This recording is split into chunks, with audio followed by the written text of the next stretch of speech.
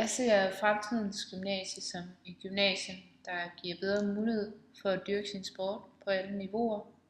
Det vil sige, at det ikke kun er for den enkelte eliteudøver, men derimod for alle, selv motionisterne.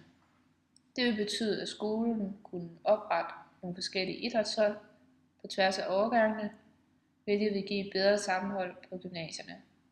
Dertil kan landets gymnasier konkurrere i de forskellige idrætsgrene.